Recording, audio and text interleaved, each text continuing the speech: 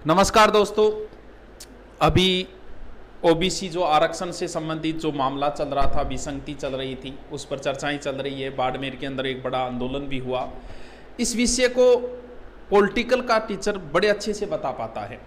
तो हमारे साथ गुरुजी है, काजला जी सर, जो पॉलिटिकल के हमारे यहाँ विशेषज्ञ हैं। इस पूरे मामले को वो आपको समझाएंगे कि किस प्रकार किस वर्ग को ज़्यादा नुकसान, अब जो ये आरक्षण पद्धति है, नुकसान इससे सबको होगा। अभी ओबीसी को ज़्यादा हो रहा है। क्यों? क्योंकि फौजी ज़्यादातर ओबीसी कैटेगरी से आते हैं। ये मामला को ये नहीं है कि इसमें किसी फौजी का विरोध हो रहा है, नहीं, उनको आरक्षण मिलना चाहिए जो 12.5 है, लेकिन उनको अब जो सरकार ने 18 के बाद दी वो पद्धति गलत है जिससे नुकसान हो रहा है। बाकी तो उनको उस चीज़ का विरोध नहीं है। अब इससे जो ओबीसी नहीं, आने वाले समय में एससी एसटी सभी वर्गों को नुकसान होगा। अभी सिर्फ ओबीसी को ज़्यादा नुकसान हो रहा है। आपका गुस्सा हम पर जायज़ है। आपने कहा बहुत सारे बच्चों के मैसेज, आपका गुस्सा एकदम जायज़ है, लेकिन एक बात को आप नहीं समझ रहे। हमारी जो आवाज़ है वो सिर्फ स्टूडेंट तक पहुंचती है, सरकार तक नहीं पहुंचती। अगर हमने पोस्ट डाली बाड़मेर आंदोलन, उससे पहले भी आप देख लो, हमारे टेलीग्राम पे हमने डाली थी कि बाड़मेर की आंदोलन आप देख लो, उस पर 70,000 व्यू भी है। हमारी आवाज़ आप तक पहुंचेगी, सरकार तक। तो ये जो मामला, ये तो सरकार का है।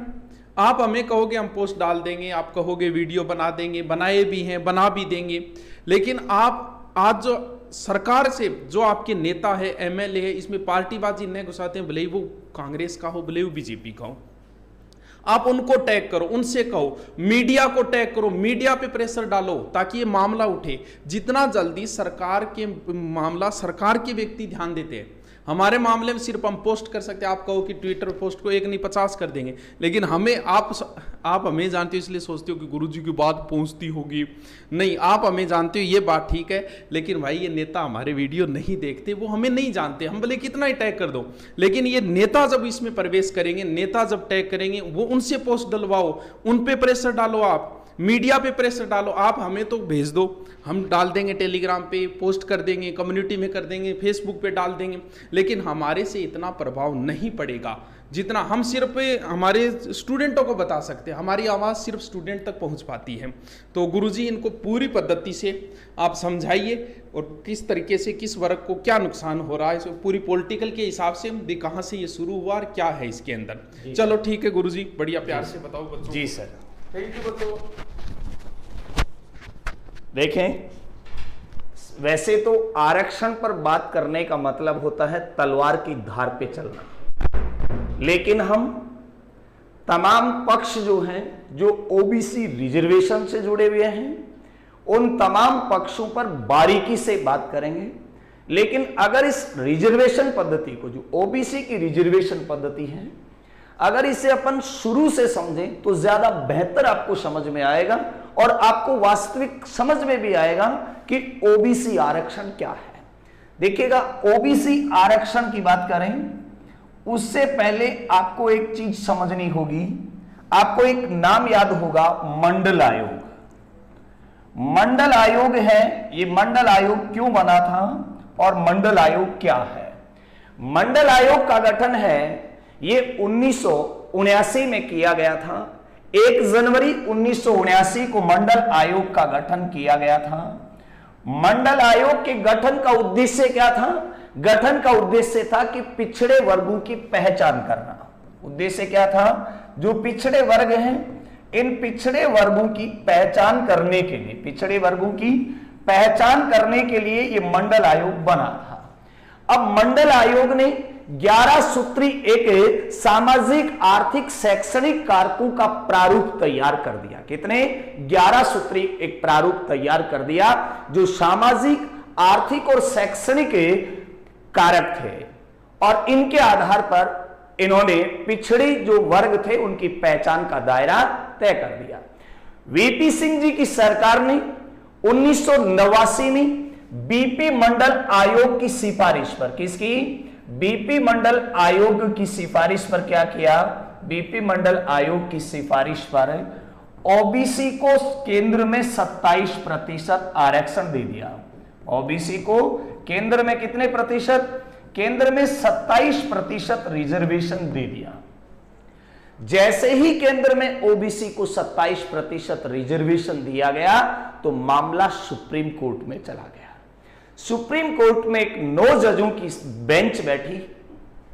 सुप्रीम कोर्ट में मामला बना इंदिरा साहनी, जिसे आप मंडलवाद के नाम से जानते हैं। 9 जजेस की बेंच, उस 9 जजों की बेंच ने ओबीसी आरक्षण को सही करार दिया और ओबीसी आरक्षण को एक प्रकार से संवैधानिक दायरे में माना। क्यों माना?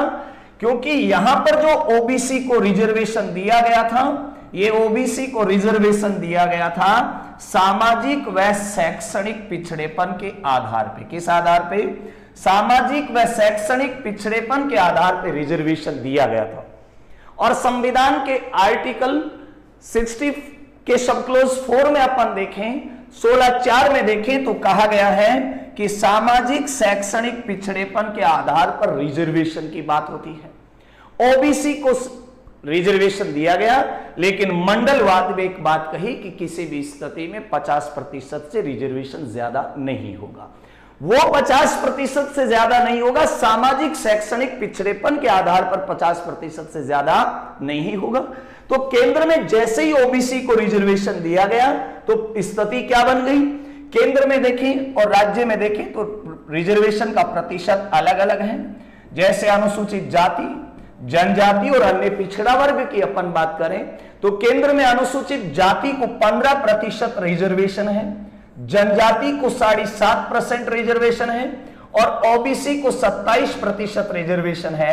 इस प्रकार 49.5% रिजर्वेशन है। किस आधार पे? सामाजिक और शैक्षणिक पिछड़ेपन के आधार पर यह रिजर्वेशन है, जो कि संविधान के आर्टिकल 16(4) के तहत है। राज्य की बात करें तो राज्य में क्या है? राज्य में अनुसूचित जाति, जनजाति और अन्य पिछड़ा वर्ग का जो रिजर्वेशन का प्रतिशत है वो अलग अलग है।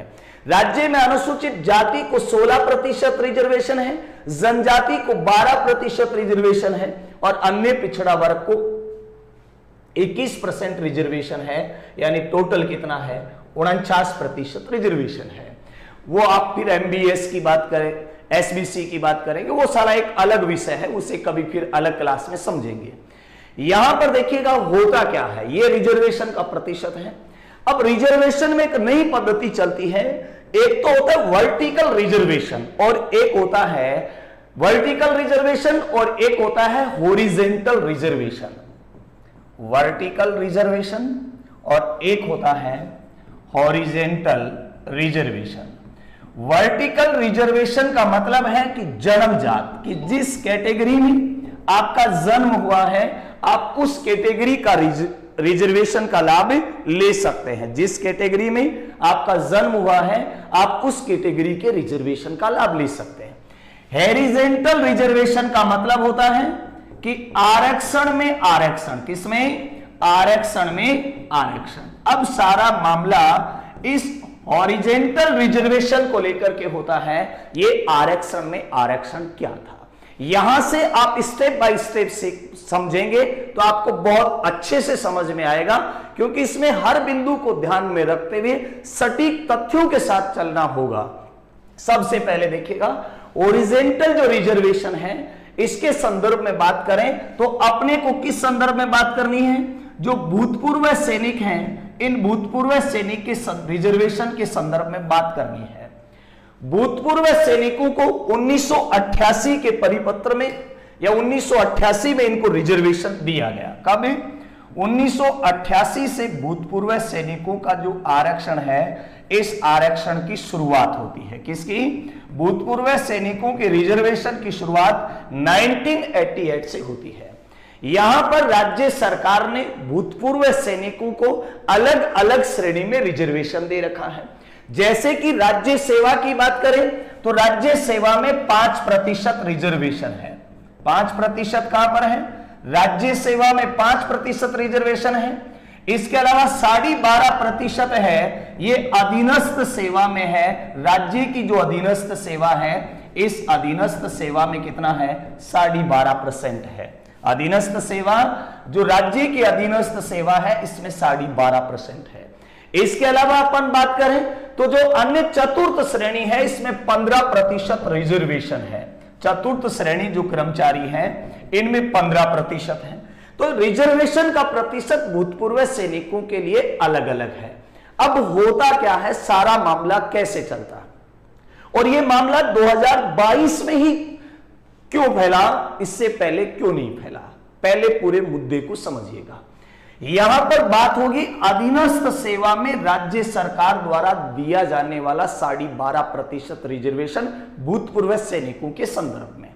होता क्या है कि 17 अप्रैल 2018 को राजस्थान सरकार के कार्मिक विभाग के द्वारा 17 अप्रैल 2018 को राजस्थान सरकार के कार्मिक विभाग द्वारा एक परिपत्र जारी किया गया, और उस परिपत्र की लैंग्वेज सुनिएगा ताकि आप ठीक से समझ पाए। परिपत्र में कहा गया कि भूतपूर्व सैनिकों की, किसकी, भूतपूर्व सैनिकों की पदों की जो तय सीमा थी वो तय सीमा खत्म कर दी गई, यानी ओरिजेंटल रिजर्वेशन में तय पदों की जो निश्चित संख्या थी वो क्या कर दी, खत्म कर दी। जैसे मान लीजिएगा 200 सीटें हैं, तो इनमें कहा गया कि चलो जी आपको 30% रिजर्वेशन देंगे, मान लीजिएगा ऐसा कह दिया गया। तो इस 200 का 30% या 15% की बात हो गई, तो 15% में कहा गया कि साहब आपकी 30 सीटें फिक्स होंगी। ये था पहले वाला। लेकिन जैसे ही ये परिपत्र जारी किया गया कार्मिक विभाग के द्वारा, जो कि एक प्रशासनिक निर्णय है, उस कार्मिक विभाग द्वारा जारी परिपत्र में यह संख्या है, तय पदों की संख्या कम कर दी। ओरिजेंटल रिजर्वेशन में भूतपूर्व सैनिक आते हैं, विकलांग दिव्यांग जो भी हैं वो सारे किस में आते हैं, ओरिजेंटल रिजर्वेशन में आते हैं। अब मुद्दा यहां पर यह बनता है कि यहां ओबीसी वर्ग में ही आक्रोश क्यों आया, तो इसके पहले तथ्यात्मक जानकारी सुनिएगा कि वर्तमान राजस्थान में देखें तो भारतीय सेना में जो भूतपूर्व सैनिक हैं, ये भूतपूर्व सैनिक 90% से अधिक है। मैं थल सेना, जल सेना और वायुसेना की बात कर रहा हूं, या पैरामिलिट्री फोर्सेस की बात नहीं कर रहा। भूतपूर्व सैनिक 90% हैं, ये ओबीसी कैटेगरी से आते हैं। कौन सी, ओबीसी कैटेगरी से आते हैं। और पहले पदों की संख्या फिक्स थी, जैसे ही उसको खत्म किया तो ये अपने ही वर्ग में रिजर्वेशन ले रहे हैं। तो इनके वर्ग को राज्य में कितना प्रतिशत रिजर्वेशन है, 21% रिजर्वेशन है। अब 21% रिजर्वेशन है, पहले फिक्स था कि आपको कितना 12.5% दिया जाएगा, पदों की संख्या फिक्स होती थी कि इतने पद आपके होंगे। लेकिन अब पदों की संख्या को क्या कर दिया गया, खत्म कर दिया गया। तो ऐसी स्थिति में अधिकांश जो 90% से अधिक सीटें हैं, ये भूतपूर्व सैनिकों ने कब्जा कर ली। हालांकि उनका हक भी जायज है, क्योंकि आपको जो सामाजिक शैक्षणिक जो रिजर्वेशन दिया गया है आधार पर, वह कॉन्स्टिट्यूशनल प्रोविजन के अनुसार एकदम सही है, वो गलत नहीं है। वो आपका संवैधानिक अधिकार, मौलिक अधिकार की श्रेणी में आता है ये आपको। तो ऐसी स्थिति में अब इस संदर्भ में पहला सवाल ये उठता है कि ओबीसी के पुरुषों में ये आक्रोश क्यों आया। तो मैं आपको बता दूं कि ये जो रिजर्वेशन प्रणाली का लाभ लिया, ये सारा सैनिक ओबीसी से 90% से अधिक। तो ऐसी स्थिति में इन्होंने ओबीसी रिजर्वेशन पर कब्जा कर लिया। महिलाएं इसलिए नहीं आई आगे, या महिला इस आंदोलन में इसलिए मौन है कि कहीं ना कहीं महिला सैनिकों की संख्या नगण्य है, और अगर है तो अभी वो सेवानिवृत्ति वाले दौर में नहीं गुजरे हैं। दूसरा, ये 2018 के बाद ये मामला ज्यादा क्यों फैला, तो ये परिपत्र इसके लिए उत्तरदायी है। तीसरी बात ये आती है कि यहां पर जो संख्या है, ये संख्या ओबीसी से, और मैं आपको बता दूं 2015 के बाद अपने राजस्थान में जो सैनिक हैं वो सबसे ज्यादा रिटायर हुए हैं। तो यहां आकर प्रतियोगी परीक्षाओं की उन्होंने तैयारी की है। अब राज्य सरकार क्या इस परिपत्र को वापस ले सकती है। देखो, ये कार्मिक विभाग का आदेश है। जब एक विधानमंडल के द्वारा बनाए हुए कानून को वापस लिया जा सकता है, तो कार्मिक विभाग द्वारा जारी इस परिपत्र को भी वापस लिया जा सकता है। राज्य सरकार इस संदर्भ में क्या कर सकती है, राज्य सरकार के पास सीधा सा तरीका यह है कि वह तमाम जो ओबीसी के वर्ग के कैंडिडेट्स को जो नुकसान हुआ है, उस नुकसान की भरपाई के संदर्भ में उस राज्य सरकार को विचार करना चाहिए। दूसरा, भूतपूर्व सैनिकों का रिजर्वेशन उनका हक है, सैनिकों का हम सम्मान करते हैं, क्योंकि राजस्थान की तो वो धरती है जहां कवि किपलिंग कहते हैं कि राजस्थान में ऐसा कोई रहा नहीं जहां वीरों का खून नहीं बहा हो। ठीक है, तो ऐसी स्थिति में राजस्थान सरकार को यह परिपत्र वापस लेना चाहिए। अलग से जो सैनिक हैं, इनके पदों का रिजर्वेशन है, ये अलग से तय किया जाना चाहिए। ठीक है, और यहां पर मूल कारण यही था कि सैनिकों की संख्या ज्यादा थी। और मैं आपको बता दूं, 2000 से लेकर के 2005 तक देश में सैनिकों की जबरदस्त भर्ती हुई थी। 2018 के बाद ये भर्ती देखने लगे। 2018 के बाद मामला इसलिए आ गया कि 2018 में शुरू में आया, लोगों ने इस ओर कुछ ध्यान नहीं दिया। हालांकि कुछ ने कहा तो लोगों ने इस ओर विश्वास भी नहीं किया, ऐसा कैसे हो सकता है। लेकिन कोविड के कारण एग्जाम नहीं हुई। 2021 में जब एग्जाम होने लगी तो उसके बाद उनके जब परिणाम जारी होने लगे, उस समय लोगों में इस बात की वास्तविकता समझ में आई कि वाकई ये ओरिजेंटल जो रिजर्वेशन में तय पदों की संख्या खत्म की गई, सीमा खत्म की गई, ये कहीं ना कहीं अपनी ही कैटेगरी का क्या हो रहा है, नुकसान हो रहा है। तो ये था आपका जो ओबीसी आंदोलन से जुड़ा हुआ मुद्दा है। और एक चीज हमेशा ध्यान रखें, अब सरकार, शिक्षक सरकार तक बात नहीं पहुंचा पाता, वो विद्यार्थी तक बात पहुंचा पाता है। सरकार तक बात जनप्रतिनिधि पहुंचाते हैं, और जनप्रतिनिधि हमारे वीडियो नहीं देखते हैं, विद्यार्थी देखते हैं, जैसा अभी सर ने बताया। धन्यवाद। जय हिंद, जय भारत।